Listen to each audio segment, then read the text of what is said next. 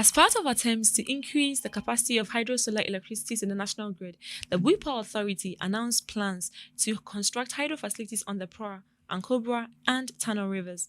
According to Mr. Samuel Kofi Ahianvejamesi, the Chief Executive Officer of the APPO Authority, the dams would act as run-of-the-river dams rather than reservoir dams. He told local media that the government had given the company these rivers in the western region to ensure that they construct these hydro plants. He said they were also contemplating wind energy in addition to hydroelectric plants. Should they succeed, the country's energy mix would be expanded to include both solar and wind energy.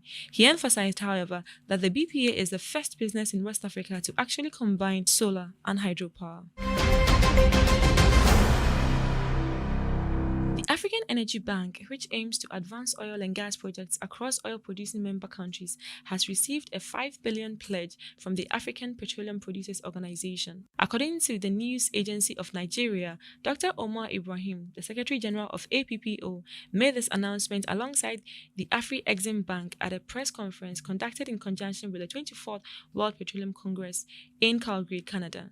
Dr. Ibrahim emphasized that the establishment of the bank is meant to solve the frequent financial challenges faced by oil and gas companies. He clarified that the AEB specifically aims to fill the financial void created by Western banks who have scaled back their assistance for the sector, particularly in Africa. Dr. Ibrahim said that the bank will support investors to tackle the continent's pervasive poverty and that the AEB would look at alternative energy options.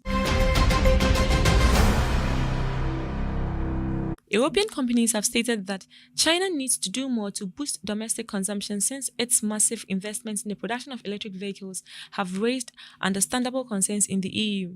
The EU announced in an anti-subsidy investigation last week due to worries that Chinese exports could completely devastate its automobile industry, as they previously did with its solar panel sector.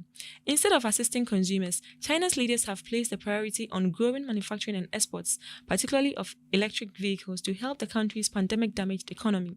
Jens Escalant, president of the EU Chamber of Commerce in China, indicated at the release of the Chamber's annual position paper on China that because of overcapacity outside of Europe, the European solar panel market was more or less obliterated. The Chamber called for demand-side policies and a more predictable policy landscape that would encourage domestic spending by assuring that people did not have to hold on to their money as much in case the government suddenly changed its course. According to experts at UBS, China's growing prowess in electric vehicles will cause a seismic shift in the sector.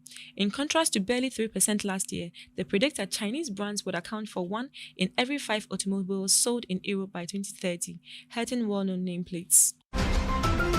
Visit www.energyghanamagazine.com for more on these stories. Energy Brief is proudly brought to you by Airport View Hotel. Energy Ghana TV. Local in focus, global in perspective.